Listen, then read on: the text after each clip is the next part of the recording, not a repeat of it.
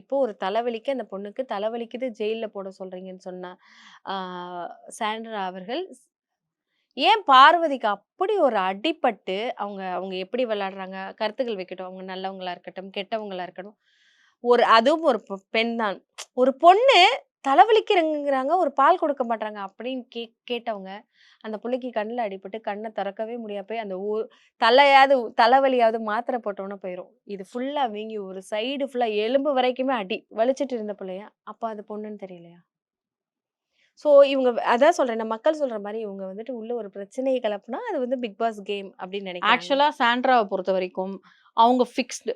அவங்களுக்கு secret task வந்து லக்ல அமைஞ்சிருச்சு. ஆமா. ஆனா இப்ப பிக் பாஸே யோசிப்பாரு. இதுக்கு ஏன்டா குடுத்தோம் இந்த சீக்ரெட் டாஸ்க்க? வேற யாருக்காவது குடுத்துருக்கலாமே. இப்படி தலையில அடிச்சுட்டு புலம்ப வச்சு தலையில அப்படி ஏன்னா அந்த அளவுக்கு பிக் பாஸ் அவங்க இந்த வாரம் நடத்திட்டாங்கன்னு சொல்றேன். சரி இந்த ஓகே.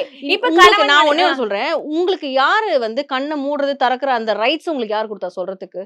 உங்களை இயக்கிக் கொண்டிருக்கிறது அந்த குரல் தான். ஆமா. அந்த குரல நீங்க பேசுறதுக்கு உங்களுக்கு ரைட்ஸ் கிடையாது. ஹோஸ்ட்க்கே அந்த ரைட்ஸ் கிடையாது. பிக் பாஸ் கண்ண மூடி வச்சுக்கலாம் அப்படின்னு சொன்ன அந்த ஒரு வார்த்தை இத அட்ரஸ் பண்ணலனா இந்த சீசன்ல திறந்து வச்சிருக்க உங்க கண்ண அடுத்த சீசன்ல மூடிக்கோங்க. ஆமா. நீ யார் அத சொல்றதுக்கு? உனக்கு யார் அந்த ரைட்ஸ் குடுத்தா? நீ ஜஸ்ட் a contestant. அவர் 9 சீசனா பிக் பாஸா இருக்காரு. இவ்வளவு தூரத்துக்கு பேசுற அளவுக்கு ஐ மீன் இவ்வளவு தூரத்துக்கு பேசுற அளவுக்கு அவங்க உள்ள என்னங்க விளையாடுறாங்க? அவங்க விளையாடலங்க. அதான் சொல்றேனே, இன்னும் அவங்க சீக்ரெட் டாஸ்க் மோட்லயே தான் இருக்காங்க.